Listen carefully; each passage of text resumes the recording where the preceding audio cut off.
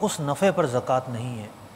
سود کا اگر نفع ہے تو کیونکہ وہ مال حرام ہے، پاک رقم کا میل نکالا جاتا ہے، وہ تو پہلی گندی رقم ہے، اس کا کیا میل نکلے گا؟ کیا مثال دیا کہ یہ کتنی بڑی نحوست ہے سود کیا، اللہ کی پناہ، سوچنے والوں کے لیے، سمجھنے والوں کے لیے۔ اور سوال سنائیے۔ السلام علیکم ورحمۃ اللہ وبرکاتہ۔ وعلیکم السلام ورحمۃ اللہ وبرکاتہ۔ ذوالفقار علی اتاری، ایران بارڈر سیندک پروجیکٹ، ضلع چاغی، بلوچستان سے عرض کر رہا ہوں۔ نگران شورا اور مفتی صاحب کے بارگاہ میں میرا یہ سوال ہے، اگر ایک بندہ آ کر بولے کہ مجھے پیسوں کی سخت ضرورت ہے، کیا کوئی اور بندہ اس کو اگر سود پر پیسہ لے کر دیتا ہے تو کیا یہ لے کر دینے والا بھی گناہگار ہو جاتا ہے یا نہیں؟ جواب ارشاد فرما دیجئے، جزاک اللہ خیرا۔ السلام علیکم ورحمۃ اللہ وبرکاتہ۔ وعلیکم السلام ورحمۃ اللہ وبرکاتہ۔ اگر کسی کو رقم کی ضرورت ہے تو اس کا طریقہ دین اسلام نے بیان کیا ہے کہ اسے قرضہ فراہم کیا جائے، عارضی وقت کے لیے رقم دی جائے اور اس پر کسی قسم کا طمع، کوئی نفع وصول نہ کیا جائے، نہ وصول کرنے کی نیت رکھی جائے، تو اسے قرضہ دیا جائے، بجائے اس کے کہ اسے بتایا جائے کہ فلاں سود پر جو ہے پیسہ دیتا ہے، آؤ تمہاری ضمانت میں اٹھا لیتا ہوں یا میں اسے سفارش کر دیتا ہوں، تو یہ گناہ کے کام میں معاونت ہے، تو معاونت کرنے والا بھی گناہ گار ہوگا اور یہ دونوں لین دین کرنے والے بھی گناہ گار ہوں گے۔ سوال سنیں۔ خلیل اتاری لودھا سے، سود کی پر کھاد لینا کیسا ہے؟ جو نقد 1800 کی بوری ملتی ہے اور ادھار 2500 کی ملتی ہے، یہ میرا سوال ہے، برائے مہربانی یہ جواب دیجیے۔ کوئی چیز نقد میں سستی ملے، ادھار میں مہنگی ملے، تو صرف اتنا ہونے سے وہ معاملہ سودی نہیں بن جاتا۔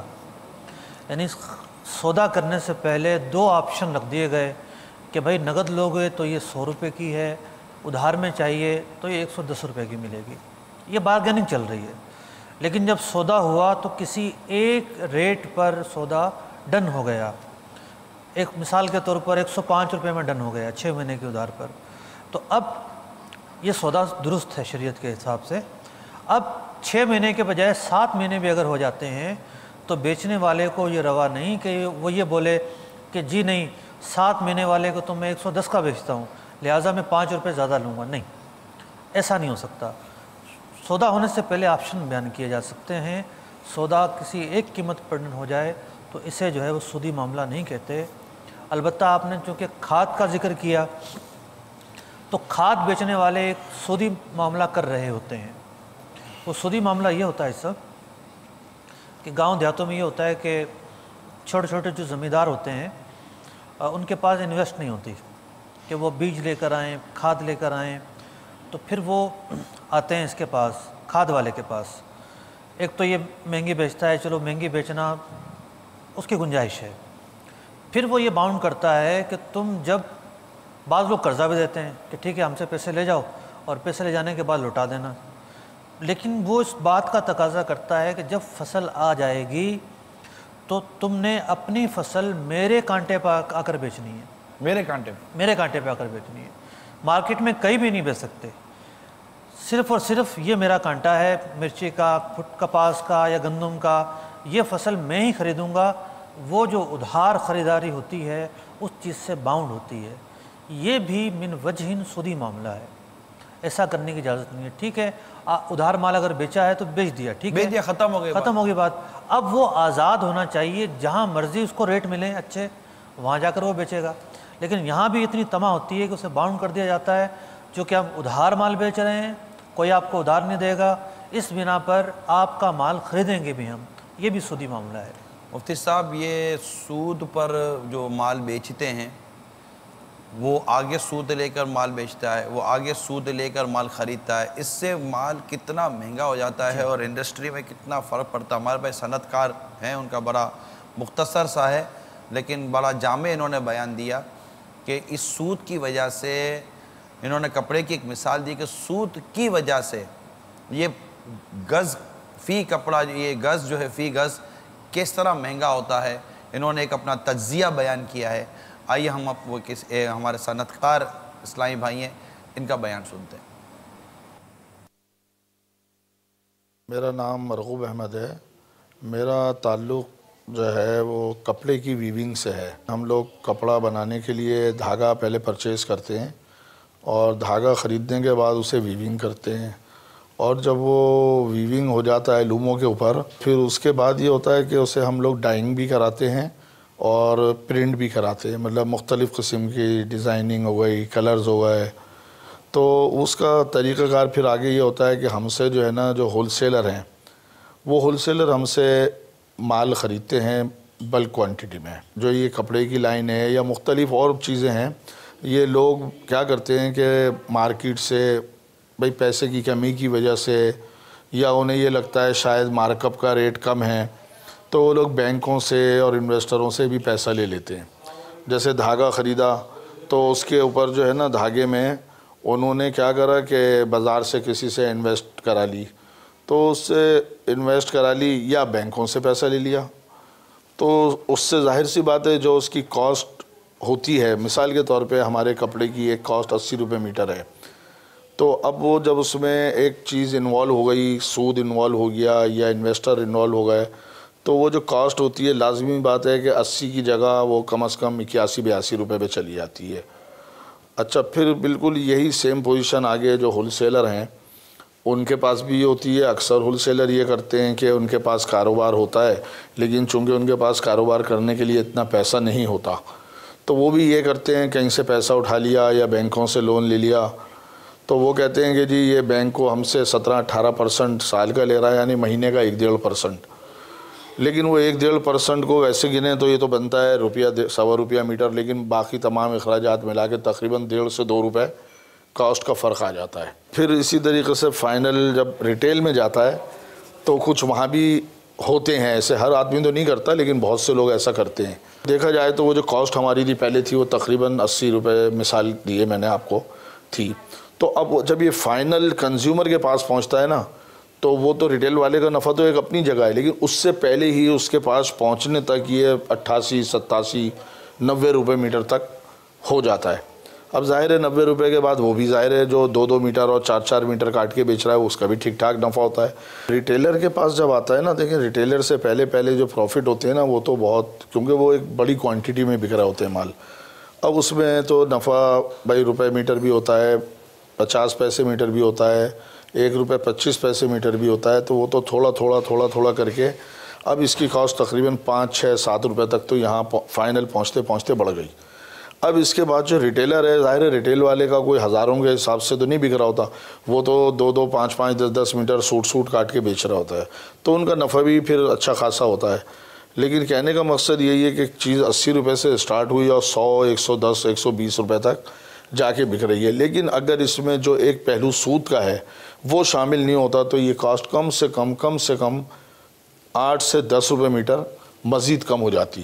پاکستان کے اندر جو بھی چیزیں بک رہی ہیں, ایک یوں سمجھ لیں کہ سبزی ترکاری سے لے کے اور بڑی چیزوں تک, تو ان سب کا یہی حال ہے. تمام چیزوں کے اندر یہ سود اسی طرح شامل ہوتا جا رہا ہے, اس سے نقصان ملک کا بھی ہو رہا ہے, عوام کے اوپر بھی بوجھ پڑ رہا ہے, عام سب سے زیادہ غریب آدمی کے اوپر بوجھ پڑ رہا ہے جس کی جو کاسٹ اتنی زیادہ پے کر رہا ہے. اگر یہ سب چیزیں اس میں سے ہٹ جائیں تو ٹھیک ٹھاک کاسٹ میں فرق ہو سکتا ہے. مفتی صاحب بڑی اچھی گفتگو کی ہے انہوں نے, تجزیہ کیا ہے کہ انہوں نے, اور یہ ہے, اور البتہ یہ یاد رہے کہ وہ کپڑا حلال رہے گا, کپڑا حلال رہے گا ماشاءاللہ, کیونکہ وہ جو کی مسئلہ بیان طریقہ کار جو اختیار کیا گیا نفع کمانے کا, اس نے پیسے لیے ادھار سود میں لیے اور انویسٹ کیے, وہ ایک غلط عمل تھا.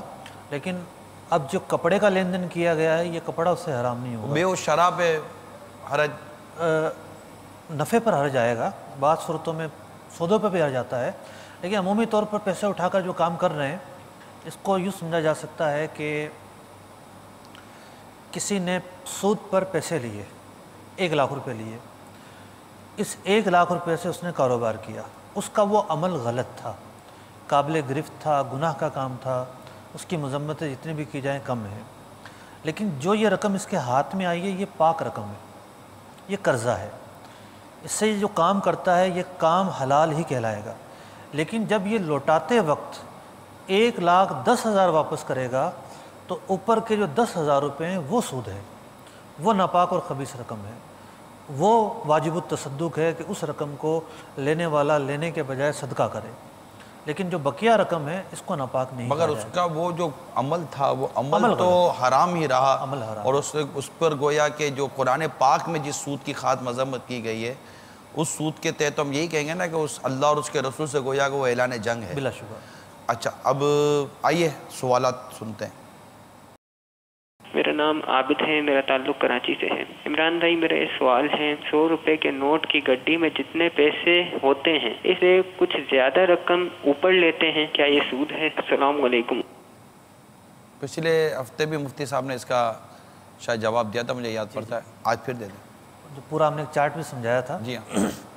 تو دو طرفہ جو ہے وہ ہم جنس چیزیں ہیں، اس طرف بھی کاغذ ہے اس طرف بھی کاغذ ہے، لیکن جنس کے علاوہ ہم نے قدر پر بھی بات کی تھی۔ تو یہاں نوٹ وزن سے نہیں بکتے، نہ کیل سے بکتے ہیں، عددی ہے، عددی چیزیں، تو قدر نہیں پائی جاتی۔ تو جب دو چیزوں میں سے جو دو اسباب تھے ایک سبب نہ پایا جائے تو پھر یہ ہے کہ کمی بیشی ہو سکتی ہے، ادھار حرام ہوتا ہے۔ تو اگر کوئی 100 روپیہ 110 روپیہ دے کر 100 روپے کے نوٹ خریدے تو یہ سودی معاملہ نہیں ہوگا۔ ہاں اگر ادھار معاملہ ہو جائے ہاتھ تو ہاتھ لے رہے کہ بھئی 100 روپے دیتا ہوں، کل مجھے 110 روپے دے دینا، یہ سودی معاملہ ہو جائے گا، ہاتھ تو ہاتھ لے لیں، ہاتھ تو ہاتھ، hand to hand. Hand to hand ہو جائے گا۔ دوسرا سوال سنیں۔ میرا نام عبد الباسط ہے، میں مسقط عمان سے کال کر رہا ہوں۔ یہ میرا سوال یہ ہے، یہ جو گاڑی لیتے ہیں قسطوں پہ لیتے ہیں، اس کا وہ قسط دیتے ہیں، جو کیش پیمنٹ ہوتی ہے وہ کم ہوتی ہے اور قسطوں پہ زیادہ ہوتی ہے، کیا یہ بھی سود ہے؟ اور اگر سود ہے تو اس کا لینا نہ لینا، اس کے بارے میں تھوڑی انفارمیشن پلیز دیجیے۔ دوسری کال بھی میرا نام محمد زمان ہے اور میں چیچا وطنی سے بول رہا ہوں۔ میرا سے سوال ہے کہ جو چیزیں قسطوں پہ لی جاتی ہیں کیا وہ بھی سود کے زمرے میں آتی ہیں، یا وہ کا کوئی یعنی کہ بھی ایک اسلامی طریقہ کار ہے ٹریڈنگ کا جس نظریے سے وہ لی جا سکتی ہے، ایک نارمل ٹریڈنگ ذریعہ ہے یا وہ ویسے ہی ہے؟ شکریہ۔ قسطوں کا جو لین دین ہے یہ طریقہ بذات خود غلط نہیں ہے، اسے اس طریقے کو غیر اسلامی نہیں کہہ سکتے۔ قسطوں پر کاروبار ہو سکتا ہے، لیکن فی زمانہ بڑی بڑی کمپنیاں جو ہے وہ قسطوں کا کام کرتی ہیں، جزوی طور پر وہ کوئی نہ کوئی ایسی شرط ڈال دیتی ہیں جو غیر شرعی ہوتی ہے۔ تو کس کمپنی سے یہ گاڑی خرید رہے ہیں، اس کا طریقہ کار ہے کیا ہے، کس کمپنی سے جو ہے یہ عام جو گھریلو اشیاء سامان وغیرہ اس کی خرید و فروخت کر رہے ہیں، اس کا طریقہ کار کیا ہے، حتمی جواب تو اسی وقت دیا جائے گا۔ لیکن جو پہلا سوال تھا گاڑی کے متعلق، تو عام طور پر گاڑیاں کمرشل بینکنگ والے بھی نکال رہے ہوتے ہیں، ان کے تو فارم میں جو پورا چارٹ ملتا ہے وہ ڈلا ہوتا ہے کہ جناب ہم اس شیڈیول کے حساب سے آپ سے انٹرسٹ چارج کریں گے، تو وہ تو واضح طور پر سودی معاملہ ہوتا ہے۔ مفتی صاحب مجھے یاد ہے چند برس جب مفتی دعوت اسلامی رحمۃ اللہ تعالیٰ علیہ حیات تھے، ان دنوں کسی کار کے شو روم والے سے کسی موقع پر کوئی ایسی بات چیت شروع ہو گئی تھی، تو اس نے ایسے سوال جواب کیے، تو میں نے کچھ جوابات اس کو دیے تھے، تو اس پر وہ کافی تعلقات ہمارے بن گئے تھے۔ اب وہ بولے کہ آپ میرے سے کار لیں، میں نے کہا میں کیا، لیکن وہ تھوڑی چلی تھی، میں نے کہا یار آپ مجھے کار نہیں دے سکیں گے، آپ کا کام مجھے پتہ ہے کس طرح کا آپ کاروبار کرتے ہیں۔ کہا نہیں بس آپ کار لیں۔ تو کافی اس سے تھوڑی ڈیٹیل ہوئی، تو میں اس کے پاس مفتی دعوت اسلامی رحمۃ اللہ تعالیٰ علیہ کو لے کر پہنچا تھا۔ ڈیٹیل مجھے پتہ تھی، لیکن میں نے مفتی صاحب کو عرض کی تھی کہ آپ بات میرے ساتھ بیٹھ جانا، جہاں آپ دیکھو نا کہ تھوڑا سا میں غلط جا رہا ہے تو آپ مجھے لقمہ دے دینا۔ ملکیت پر میں اس سے بحث کر رہا ہوں، پینلٹی پر میں اس سے بحث کر رہا ہوں، اپنے اختیارات پر میں اس پہ بحث کر رہا ہوں، انشورنس پر میں اس سے بحث کر رہا ہوں، 3 4 5 جو میجر چیزیں ہوتی ہیں اس کے اوپر میری اسے ڈیٹیل چل رہی ہے، اور جسٹ ایک ڈیٹیل چل رہی تھی وہ، مطلب کہ میں خود پرسنلی طور پہ دیکھتا ہوں کہ یہ مطلب نہیں، ان کو اترتا نہیں ہے، گلے سے اترتا نہیں ہے۔ اور میں کہا یار آپ بتائیے کہ آپ مالک بن کر بیچ رہے ہیں یا وکیل بن کر بیچ رہے ہیں، آپ کی اپنی حیثیت، آپ کی اپنی پوزیشن کیا ہے، یہ مجھے بتائیے، آپ خود کون ہیں، خود کیا ہیں؟ یہ جو چیز جو آپ نے مجھے دے رہے ہیں اس کے آپ وکیل ہیں، اس کے آپ بروکر ہیں، یا آپ اس کے مالک ہیں؟ میں آپ سے کس حیثیت پر بات کروں؟ میں تو خریدنے کے لیے آیا ہوں۔ اب وہ اس کے لیے گویا کہ مجھے لگ رہا تھا کہ تقریباً میری ساری باتیں شاید اس کے لیے نہیں تھی وہ لیکن اس کی بھی ضد تھی، سیدھی بات کی ضد تھی، عمران بھائی میں آپ وہ کار دوں گا. میں کہا ٹھیک ہے، جو تقاضے شرعی تقاضے اگر اس پہ دینے ہیں تو اب دے دیں. خیر میں نے اس کو پھر چند ماہ کے بعد میں نے اس کو فل پیمنٹ کر دیا. میں کہا میں کا یہ قسطوں کے چکر میں پڑوں گا. لیکن مجھے اس کا اندازہ، اچھا جب میں اسے کار لے کر مفتی صاحب نکل رہا ہوں نا، اس کا یہ جملہ مجھے یاد ہے، آپ پہلے آدمی ہیں جو مجھ سے اس طرح کار لے کے جا رہے ہیں، ورنہ اس طرح کار میں کبھی کسی کو نہ دیتا. اس کو بعد میں اس کو کئی دفعہ سمجھانے کی کوشش کی، لیکن بعض اوقات ایسا ہوتا ہے کہ اس طرح مطلب کہ اگلے کو اپنا سرمایہ سیو کرنے کا، اپنے کاروبار کو سیو کرنے کا، محفوظ کرنے کا ایک دھن سوار ہوتی ہے کہ وہ دیکھتا نہیں ہے کہ حرام حلال سود نہیں، وہ چل رہا ہوتا ہے. تو یہ انسٹالمنٹ پر دیتے ہیں، لیکن انسٹالمنٹ پر قسطوں پر دینے کے ساتھ ساتھ جو ان کی شرائط اور کنڈیشنز ہوتی ہے نا، عوام کو نہیں پتہ کہ یہ کنڈیشن اور شرائط میں کتنی شریعت کا لحاظ رکھا گیا اور کتنا نہیں رکھا گیا.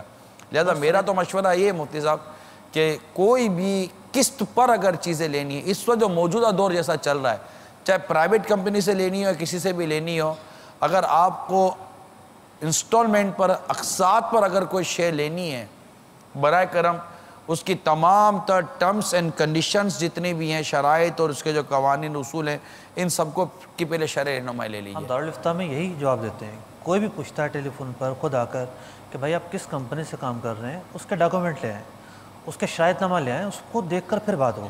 ایسے اندھی چلی ہوتی ہے مفتی صاحب کہ وہ لاکھ بولتا رہے نا شرائط، کاؤنٹر پہ بیٹھا ہوا آدمی بھی شرائط بولتا ہے، ایسا نہیں بولتا، بول رہا ہوتا، لیکن اگلے کو صرف ایک ہی دھن سوار ہے کہ بس مجھے پیسہ چاہیے. ابھی میرے سے جا کچھ بھی نہیں رہا ہے، میں ایک کاغذ میں نے گارنٹی کے طور پہ دینا ہے، اس کے 4 پیپروں پہ میں نے سائن کرنی ہے، اور وہ پیچھے ساری ٹرمز اینڈ کنڈیشن لکھی ہوئی ہوتی ہیں. بعض اوقات وہ اس کو پڑھنا، ایک تو پڑھنا بھی نہیں آتا، بعض اوقات پڑھتا ہے تو اس کو سمجھنا نہیں آتا، کیونکہ اس کو نہ سمجھنا ہے نہ پڑھنا ہے، کچھ بھی نہیں کرنا، اس کو صرف اس سے کیش لے لینا ہے بس. وہ پیسہ لے کر باہر نکل جانا، اب اس پیسے پر یہ سود دیتا ہو، حرام ہے حلال ہے، اس کو اس کی کوئی تمیز نہیں. لہٰذا برائے کرم اس کا احتیاط کیجیے. سوال سنائیے. السلام علیکم ورحمۃ اللہ وبرکاتہ. وعلیکم السلام ورحمۃ اللہ وبرکاتہ. حاجی صاحب میرا ایک سوال ہے کہ ایک مثال کہ میرے پاس 5 لاکھ روپے ہیں اور میں اسے اسی سود والے بینک میں رکھوا دیتا ہوں کہ مجھے سال بعد سود ملتا ہے، اور وہ جو سود ہے وہ میں کسی غریب کو دے دیتا ہوں. میری نیت بھی یہی ہے کہ میں سود لوں گا اور کسی غریب کو دے دوں گا، چلو اس سے کسی کا بھلا ہو جائے گا. تو کیا ایسا کرنا جائز ہے یا نہیں؟ السلام علیکم ورحمۃ اللہ وبرکاتہ. وعلیکم السلام ورحمۃ اللہ. غریب کو کی مالی مدد کرنا نفلی کام ہے، اور نفلی کام کرنے کے لیے ایک حرام قطعی کام کرنے کی کیسے اجازت دی جا سکتی ہے؟ ایسا سوچنا بھی شیطانی وسوسہ ہے. بہت سارے لوگ ایسی سوچ رکھتے ہیں کہ جی ہم نے پیسے جمع کروائے ہوئے ہیں، بس وہ سودی اکاؤنٹ کسی زمانے میں پڑ گیا تھا، وہ چل رہا ہے، اب ہم غریبوں کو دے دیں گے. تو بھائی اپنا اکاؤنٹ تبدیل کروائیں، کرنٹ اکاؤنٹ میں رکھوائیں، بلکہ اب تو کرنٹ پلس اکاؤنٹ آ گئے ہیں. یعنی اس طرح کے اکاؤنٹ آ گئے ہیں کہ جس کو ہم حلال نہیں سمجھتے.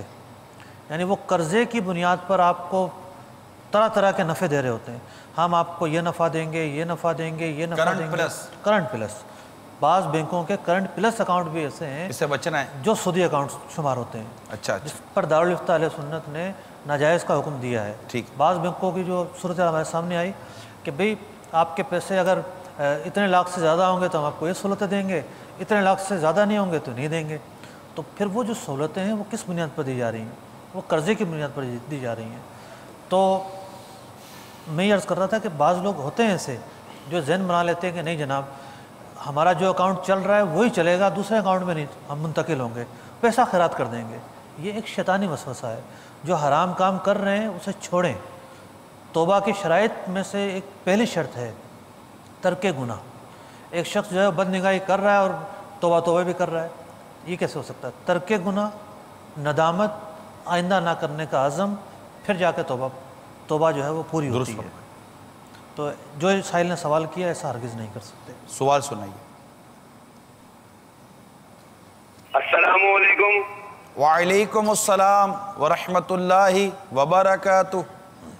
ملک محمد منظور بول رہا ہوں لاہور سے، اور اس موضوع میں حضرت صاحب سے سوال یہ کرنا ہے کہ ہم سرکاری ملازم جو ہیں ان کا جی پی ایف کٹتا ہے، اس کے اوپر ہمیں پروفٹ ملتا ہے، کیا وہ جائز ہے؟ کیونکہ وہ گورنمنٹ کاٹ رہی ہوتی ہے ہمارا، اگر وہ جائز ہے تو اس کے بارے میں بتائیں۔ جی پی فنڈ، گریجویٹی فنڈ بھی کہتے ہیں اسے، سرکاری اداروں میں بھی کرتا ہے اور پرائیویٹ اداروں میں بھی کرتا ہے۔ پرائیویٹ اداروں میں یہ بھی ہوتا ہے کہ کچھ پیسے ملازم کی تنخواہ سے کاٹے جاتے ہیں، کچھ پیسے اس جتنے مثال کے طور پر 300 روپے ملازم کی تنخواہ سے کٹنے ہیں تو 300 روپے کمپنی ایڈ کرتی ہے، تو ملازم کی تنخواہ سے جو رقم کٹی وہ ملازم کی اپنی رقم تھی، جو کمپنی نے اس کے ساتھ ایڈ کی ہے وہ بھی حلال رقم ہے، یعنی کمپنی ایک طرح سے جو ہے وہ معاوضے کے طور پر ہی دے رہی ہے اس کو، وہ معاہدے میں شامل تھی کہ اس طرح آپ کی گریجویٹی ہوگی، کچھ پیسے کمپنی سے کٹیں گے، کچھ پیسے آپ کی تنخواہ سے کٹیں گے۔ اب یہ رقم بینک میں جمع ہوئی، اسٹیٹمنٹ اس کا آ جاتا ہے کہ جناب اس مہینے اتنی رقم آپ کی جمع ہوئی۔ اب ہوتا یہ ہے کہ خاص طور پر پرائیویٹ محکموں میں کام کرنے والے نوکری جلدی چھوڑتے ہیں، ایک نوکری سے دوسرے نوکری کی طرف منتقل ہو جاتے ہیں، 2 سال بعد 4 سال بعد جب وہ اپنا اسٹیٹمنٹ معلوم کرتے ہیں تو پتہ چلتا ہے کہ اصل رقم اتنی تھی اور اس پر سود اتنا شامل ہو گیا۔ تو اب پہلا قدم تو یہ ہے کہ وہ اپنی کمپنی کے ساتھ فائٹ کریں کہ آپ اگر ہماری گریجویٹی کی رقم جمع کرواتے ہیں تو کرنٹ اکاؤنٹ میں جمع کروائیں، سیونگ اکاؤنٹ میں جمع نہ کروائیں، یہ سودی معاملہ ہے، ہمیں یہ نہیں چاہیے۔ تو بعض اوقات یہ ہوتا ہے کہ ایک آواز ہوتی ہے اور کمپنی کے لوگ ساتھ نہیں دیتے تو وہ کمپنی والے سنتے نہیں ہیں، رقم کمپنی جمع کروا رہی ہے، اس کا عمل دخل نہیں ہے۔ لیکن مفتی صاحب کمپنی کو سیونگ اکاؤنٹ میں جمع کروانے سے کمپنی کو کیا فائدہ ہے؟ بظاہر تو کوئی بھی فائدہ نظر نہیں آتا۔ مطلب میں آپ کے اس بیہاف پر ایسی تمام کمپنیز یا پرائیویٹ یا غیر یا جو مطلب کہ نجی یا غیر نجی ادارے ہیں، ان سب سے میں ان کو عرض کروں گا کہ بظاہر اس میں آپ کا کوئی بینیفٹ نہیں ہے، آپ نے خالی ایک مطلب کہ وہ پی ایل ایس اکاؤنٹ وغیرہ جس طرح کے ہوتے ہیں اس میں آپ نے اکاؤنٹ کھلوایا ہوا ہے، تو آپ خود ہی نہ کریں۔ جب مل کر سود کے خلاف جنگ لڑنی ہے تو آپ بھی جو کمپنی والے جو مالکان وغیرہ ہیں سب ہمارا ساتھ دینا، اور جو اس طرح کے جو ملازمین حضرات ہیں، چاہے وہ نجی کمپنی کے ہو یا غیر نجی ہو، پرائیویٹ ہو غیر پرائیویٹ ہو، وہ تمام کے تمام اس بات میں اپنا عزم کریں کہ ہم نے ہمارے اس فنڈ کو پرائیویٹ کرنٹ اکاؤنٹ کے ذریعے ترکیب بنانی ہے، ہم نے یہ دیگر اکاؤنٹ کے ذریعے ترکیب نہیں بنانی۔ جب آپ سب مل کر کریں گے، دیکھیں بہت سارے ہمارے سامنے پہلو آ رہے ہیں سود کے، سود کا کوئی ایک ہی پہلو ہمارے سامنے نہیں ہے، کئی سود کے پہلو اور کئی ایسے لوگ ہیں جو شاید قسم کھا لیں گے جناب کبھی سود کی طرف دیکھا بھی نہیں ہے، آپ کو کیا پتا، جبکہ اس کی آمدنی میں جاؤ تو پتہ چلے گا کہ سود سے بھری ہوئی ہے، اس کو بیچارے کو بعض اوقات پتہ ہی نہیں ہوتا کہ میں بھی سود پہ پڑا ہوا ہوں۔ تو اسے کئی پہلو مفتی صاحب نے بھی ہمارے سامنے لا کر رکھے ہیں، سب کو مل کر سود کے خلاف لڑنا چاہیے۔ سب اسی طریقے سے جو ہے اپنا یہ بھی ہو سکتا ہے جیسے آپ فرما رہے ہیں کہ کمپنی مالکان کو کیا فائدہ، بعض لوگ بزنس مین تو ہوتے ہیں لیکن پروفیشنل نہیں ہوتے، انہوں نے چھوڑی ہوتی ہے فیکٹری اپنی ملازمین پر، پروفیشنل لوگوں پر، تو وہ مینیجر صاحب کے ہاتھ میں ہے، ممکن ہے مینیجر کو بینک کی طرف سے جو ہے وہ کوئی پیکیج ملتا ہو، کوئی ایسی آفر ہو کہ آپ نے یہاں کھلوانا ہے، تو مالکان اصل ذمہ دار ہیں، انہیں خود تفتیش کرنی چاہیے کہ اس کے کھاتے جو ہیں وہ کس طرح کے اکاؤنٹ میں شامل ہیں۔ بہت مفید۔ اسی طریقے سے یہ تو اپنا گریجویٹی فنڈ کے حوالے سے تھا نا، سیلری اکاؤنٹ ہوتے ہیں، یعنی اب چونکہ گورنمنٹ کا ایک نظام ہے، ٹیکس وغیرہ کا ایک نظام ہے کہ سیلری جو ہے وہ بینک کے ذریعے دینی ہے، کچھ شرائط ہوتی ہیں، بینک میں جمع ہو جاتی ہیں، اب وہ بعض لوگ آتے ہیں پوچھنے کہ جی جو ہماری کمپنی نے اکاؤنٹ کھلوایا ہے وہ سودی اکاؤنٹ کھلوایا ہے اور ہمارے اکاؤنٹ میں سیلری پڑی رہتی ہے تو اس پہ سود بھی جمع ہو جاتا ہے، تو یہ بھی کمپنی کی غلطی ہے کہ جب اس نے ملازمین کے سیلری اکاؤنٹ کھلوائے تو اس نے کرنٹ اکاؤنٹ کیوں نہیں کھلوائے، سودی اکاؤنٹ کیوں کھلوائے ہیں؟ ملازمین کا بس اگر چلتا ہے تو وہ بھی مورد الزام ہے، انہیں بھی تگودو کرنی ہے ایسے اکاؤنٹ سے بچنے کی۔ تو اگر ملازمین کا بس نہیں چلتا، یعنی ملازم کو پتہ ہے لیکن اس کو یہ پتہ ہے کہ میرے کہنے سے کچھ بدلا نہیں ہے، ایک کمپنی کی ایک پریکٹس ہے، کمپنی کی ایک عادت ہے، تو ایسی صورت میں کہ ملازمین کے ہاتھ میں کچھ بھی نہیں ہے اور وہ اس سے سود اٹھا بھی نہیں رہے. صاحب اتنا تو ضرور ہے کہ ملازم کے سائن کیے بغیر اکاؤنٹ نہیں کھلے گا. کمپنی پریکٹس ہوتی ہے مفتی صاحب, کمپنی والے کو ہم سمجھائیں کہ وہ ایسا نہ. ملازم کی چلتی ہے, وہ بات کرے, اوپر تک جائے, جتنی کوشش کر سکتا ہے وہ کوشش کرے. بعض اوقات کوشش ہی نہیں ہوتی. اچھا گورنمنٹ محکموں میں تو بعض اوقات سننے والا کوئی نہیں ہوتا, لیکن پرائیویٹ محکموں میں, پرائیویٹ اداروں کے اندر یہ ہوتا ہے کہ پہنچ ہوتی ہے.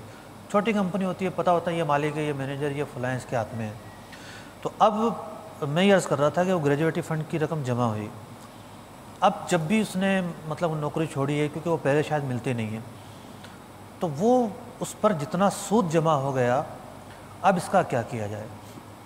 اس پر لازم ہے کہ اپنا بینک اسٹیٹمنٹ لے. بعض اوقات جو ہے وہ وراثت کے مسائل آتے ہیں دارالفتہ میں, اور جو یعنی جو مرا ہوتا ہے, جو مرحوم ہوتا ہے, اس کا ایک بینک اکاؤنٹ چل رہا ہوتا ہے.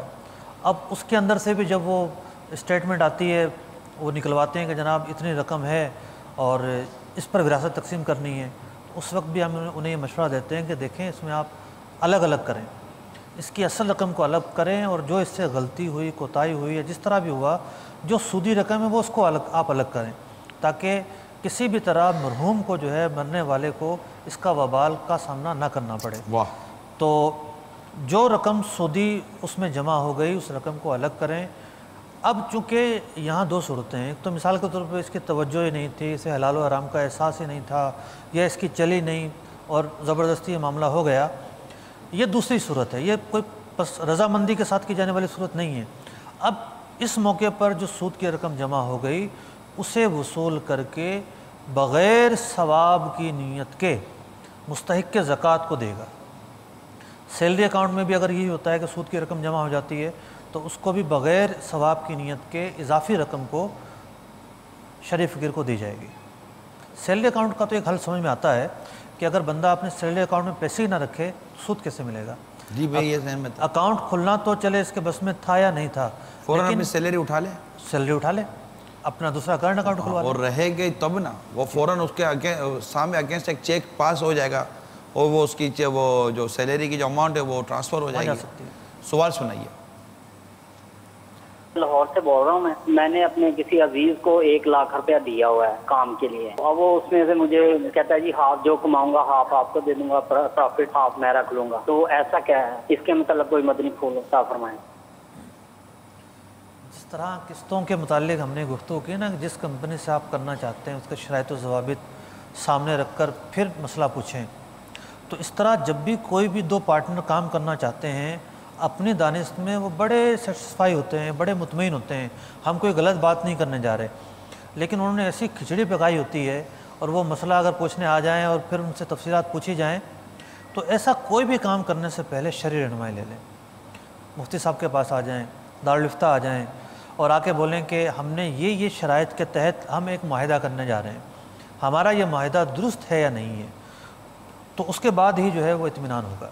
پارٹنر ہیں, بروکر ہیں, کمیشن ایجنٹ ہیں, پروپرائٹر ہیں, مالک ہیں, آپ اجیر ہیں, ملازم ہیں, آپ گھریلو کاروبار کرتے ہیں, گھریلو کسب ہے, یا مطلب انڈسٹریل ہیں, ریٹیلر ہیں, اور ہول سیلر ہیں, سیمی ریٹیلر ہیں, سیمی ہول سیلر ہیں, جو بھی آپ ہیں, براہ کرم مدنی التجا ہے, اپنی آنے والی آمدنی کو ایک بار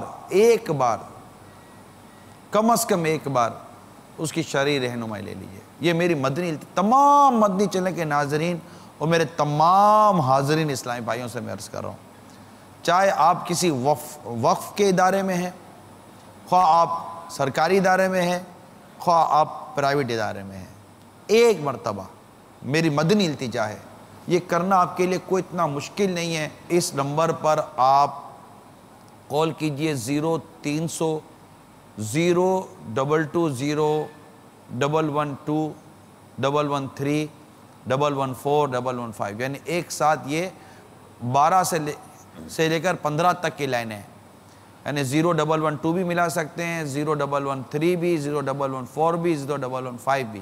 اتنی ساری لائنیں ہیں. صبح 10 بجے سے شام 4 بجے تک جمعۃ المبارک کے علاوہ آپ بتائیے، آپ سے کوئی پیسہ نہیں لیا جا رہا. یہ دعوت اسلامی جہاں اتنے شعبوں میں کام کر رہی ہے، یہ بھی دعوت اسلامی کا ایک شعبہ ہے دارالفتہ اہل سنت. اس کی طرف سے یہ ایک خصوصی طور پر ایک ہمارے لیے رہنمائی کے لیے ایک شعبہ بنایا گیا ہے. ٹیلی فون کے ذریعے آپ رہنمائی لے سکتے ہیں. آپ خود دارالفتہ اہل سنت جا سکتے ہیں. ملک بھر میں کئی دارالفتہ اہل سنت کی شاخیں ہماری موجود ہیں. وہاں جائیں، بالمشافہ جائیں، بیٹھ کر بات کریں اور ان سے مطلب کوئی تفصیلات لیں. مگر براہ کرم پلیز میری مدد دی جائے، اللہ اور اس کے رسول سے حیا کرتے ہوئے، خوف خدا کے ساتھ. قبر میں جا کر پتہ چلے گا کہ میری آمدنی حرام کی تھی، ناجائز تھی اور اس کے یہ احکامات تھے، پھر کیا فائدہ ہوگا بتائیے. آپ کو ایک ڈاؤٹ ہے جس کی وجہ سے آپ شاید نہیں جا سکیں گے، نہیں فون کریں گے، وہ ایک ہی ہے.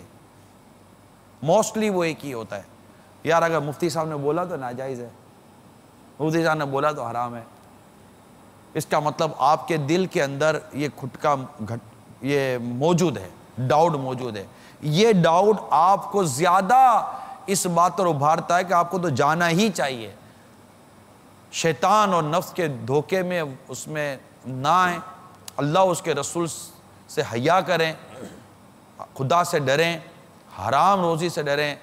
اگر گھر کا کوئی مرد ہمت نہیں کر رہا تو اسلامی بہنیں بچے مل کر کوئی مطلب کہ کہتے نا پاؤں پکڑ کر بھی بنائیں کہ خدا را آپ ایک دفعہ تفتیش و تحقیق کروائیے. ارے میں جانتا ہوں کچھ بھی نہیں ہے یار، ابھی ان کو باتیں کرنے دو نا، میں سب جانتا ہوں. بھلے آپ جانتے ہیں، ایک مرتبہ ہاتھ جوڑ کر کہیے. لڑائی جھگڑے کا میں نہیں کر، ہاتھ جوڑ کر بیٹھ جائیے اپنے گھر کے کسی بھی سربراہ جو آمدنی کرتا ہے، چاہے وہ کروڑوں روپے مہینے کے کما کر لاتے ہیں یا ہزاروں روپے مہینے کما کر لاتے ہیں یا سینکڑوں کما کر لاتے ہیں.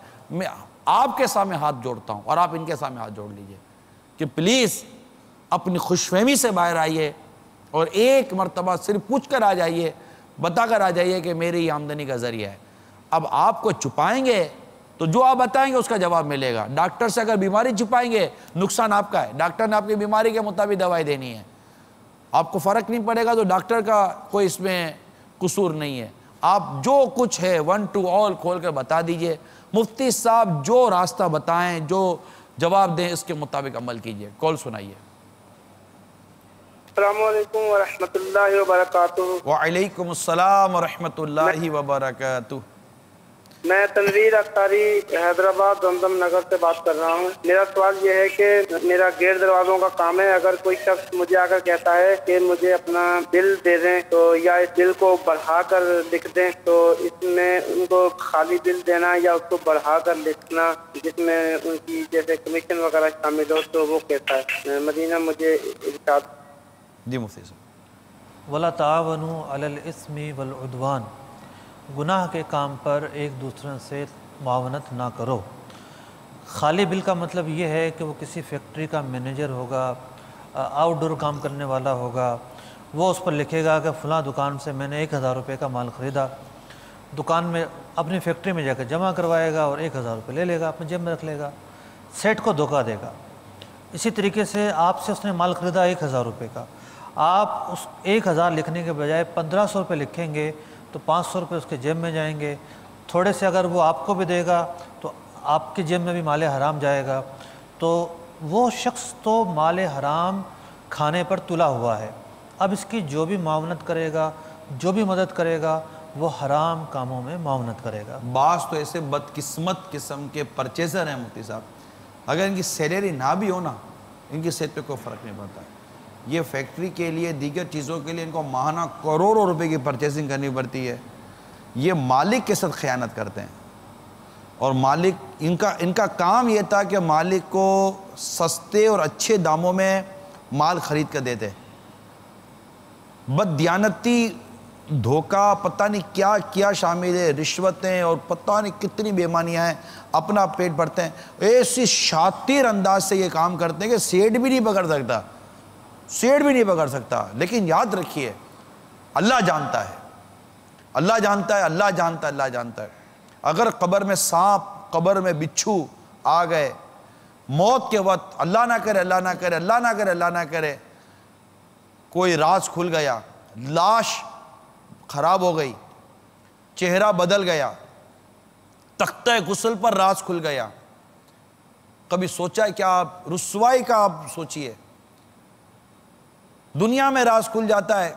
اللہ تبارک و تعالی ہمارے عیبوں کو چھپا کر رکھے اور ہمارے گناہ معاف فرمائے اور ہمیں گناہ سے بچنا نصیب فرمائے.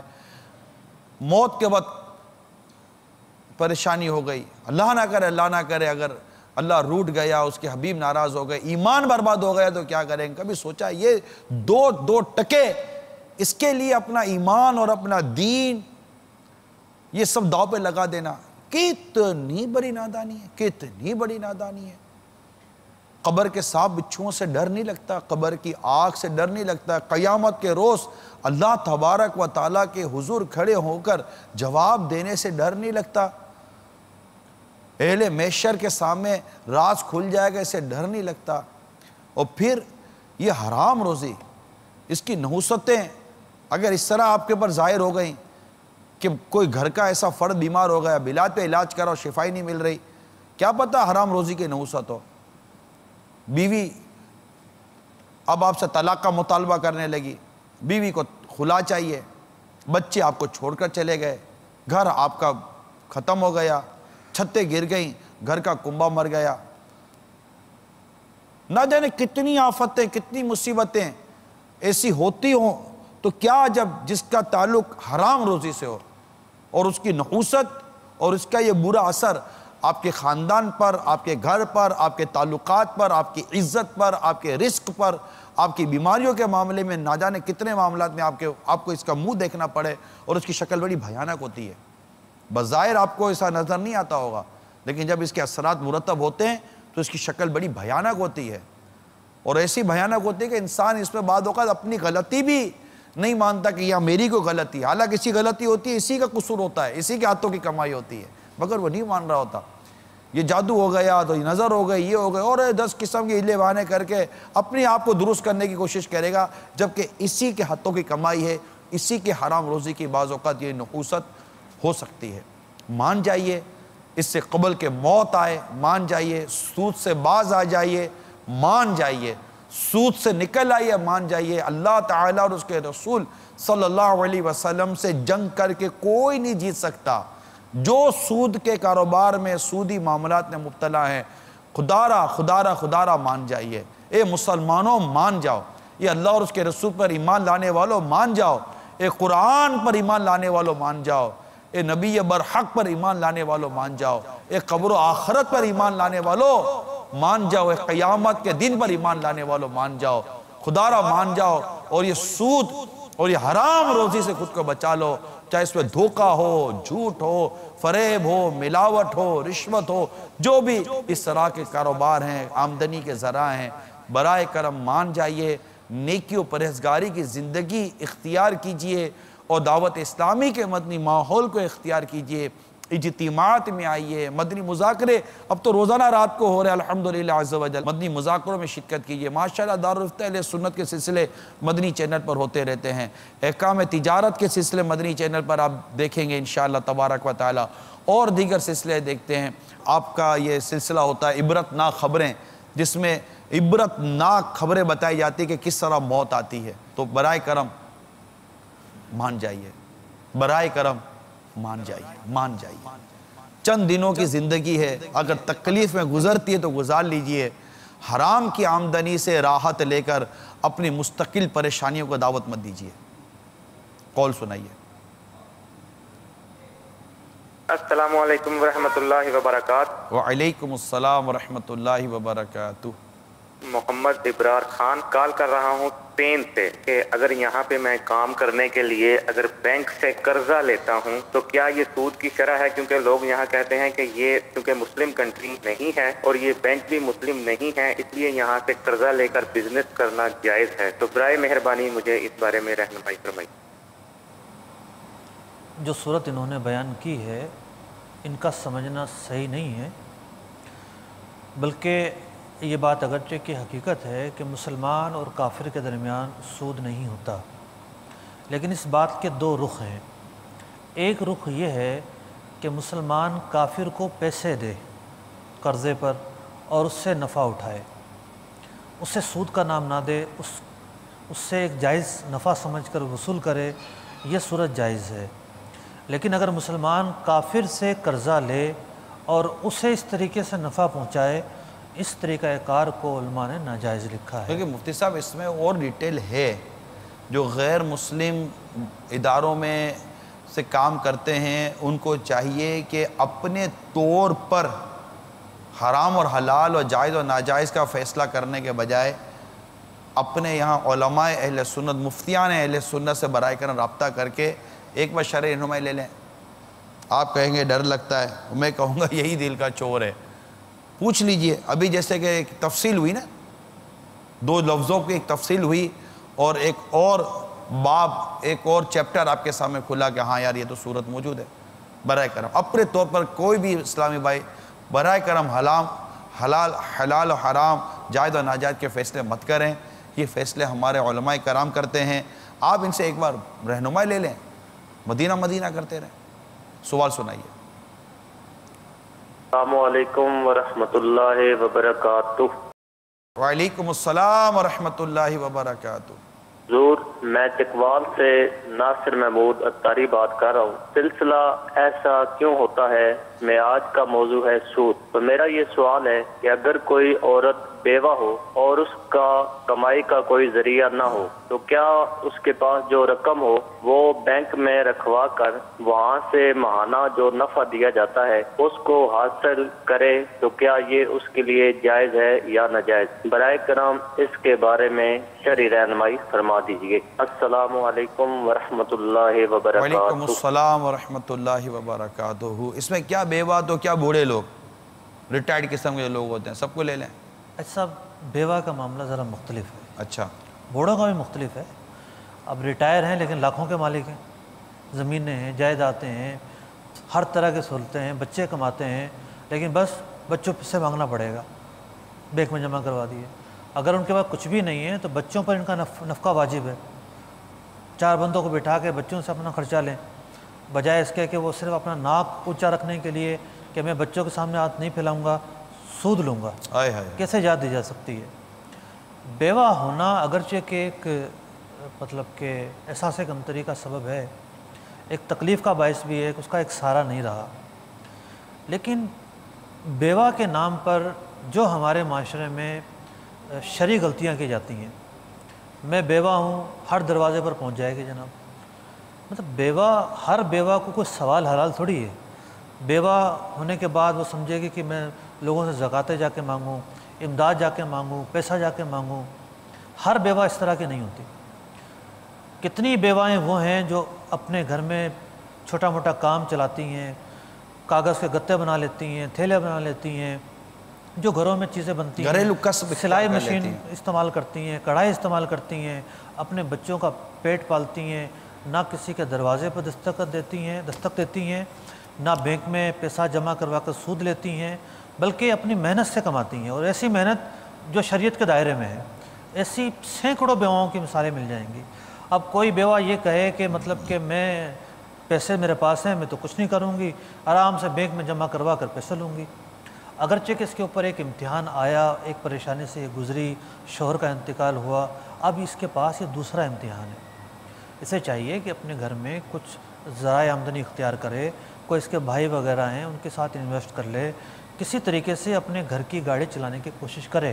تو بیوہ ہے، ہاتھ پاؤں تو اللہ تعالیٰ نے سلامت رکھے ہیں، اعضاء سلامت رکھے ہیں، عقل سلامت رکھی ہے، تو انہیں استعمال کر کے جائز کام کیے جا سکتے ہیں۔ ساتھ میں یہ ایک مشورہ دے دوں کہ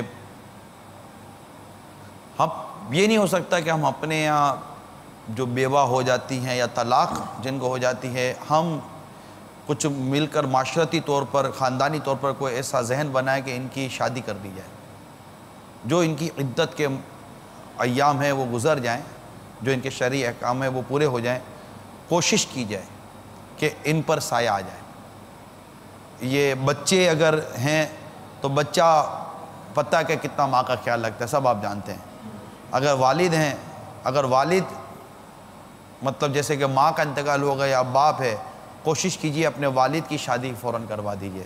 اس کے لیے 3 دن، سوگ کے 3 دن ہیں، 3 دنوں کے بعد پھر آپ، اور عورت اگر بیوہ ہو گئی تو اس کی عدت 4 مہینے 10 دن 4 ماہ 10 اگر دن حاملہ نہ ہو، حاملہ ہو تو وضع حمل عدت ہے، اور اگر مطلقہ ہے، طلاق ہو گئی، پھر اس کی عدت کی تفصیل ہے، ٹھیک ہے. اس کی عدت گزر جائے، عدت گزرنے کے بعد جو شرعی احکام ہے وہ پورے ہو جائیں، اس کے بعد براہ کرم میری مدنی التجا ہے، معاشرے میں جو لوگ جن کی آواز ہے، بات ہے، جو کچھ کر سکتے ہیں، خاندان میں جن کی بات ہوتی ہے، براہ کرم ان کی شادی کروا دیجیے. اس سے معاشرے میں اس کے علاوہ بھی جو بھی بیان ہوئی، اس کے علاوہ بہت ساری خرابیوں پر آپ پابندی لگانے میں کامیاب ہو جائیں گے، اور بہت ساری اخلاقی برائیاں دم توڑ دیں گی. تو نہ بیوی کے انتقال کے بعد مرد بغیر شادی شدہ رہے، نہ شوہر کے انتقال کے بعد عدت وغیرہ گزار کرنا کوئی عورت غیر شادی شدہ رہے. اگر ایسا نظام بن جائے، اللہ کرے بن جائے، اور اولاد اوپر رہ کر، خاندان کے لوگ اوپر رہ کر پیار محبت جو بھی طریقہ کار ہے اصولی، اس کے مطابق شرعی رہنمائی لے کر اگر ان کے نکاح کروا دیں تو امید کرتا ہوں کہ بہت ساری خرابیوں پر قابو پایا جا سکتا ہے. اگر آپ نے آج کے سلسلے سے کوئی نفع حاصل کیا، کوئی فائدہ حاصل کیا، اپنے SMS کے ذریعے، اپنے فیڈ بیک کے ذریعے ہمیں مطلع کریں. اس سلسلے میں کوئی مشورہ دینا چاہیں ہمیں مشورہ دیں، آگے مزید اس سلسلے کو ہم آگے بڑھائیں، اس پر آپ چاہیں تو ہمیں مشورہ دے سکتے ہیں. اگر کسی نے کوئی انقلابی تبدیلی لا رہا ہے اپنے اندر اور آج سے یہ سب کچھ ختم کر رہا ہے جو سودی اور حرام کام ہے، واقعی آپ میں اتنی ہمت ہے، ٹھیک ہے آپ اپنا نام نہ دیں، آپ اپنا میسج دے دیں، اپنا SMS دے دیں، اپنا پیغام دے دیں، ہم یہ چلائیں گے، ہم یہ سنائیں گے انشاءاللہ. اگر ضرورت پڑی ہو سکتا ہے کہ آپ کے اعلان سے کئی لوگ بدلنے پر تیار ہو جائیں. کیا عجب. اللہ تعالیٰ ہم سب کو عمل کرنے کی توفیق عطا فرمائے اور ہمیں دعوت اسلامی کے مدنی ماحول پر سے منسلک رہنا نصیب فرمائے. اللہ عمل کرنے کی توفیق عطا فرمائے. مدنی چینل دیکھتے رہیے اور مدنی چینل دیکھنے کی دعوت بھی دیتے رہیے. اللہ ہماری مدد فرمائے. آمین بجاہ نبی الامین صلی اللہ تعالی علیہ وآلہ وسلم. صلو علی الحبیب صلی اللہ تعالی علیہ وسلم.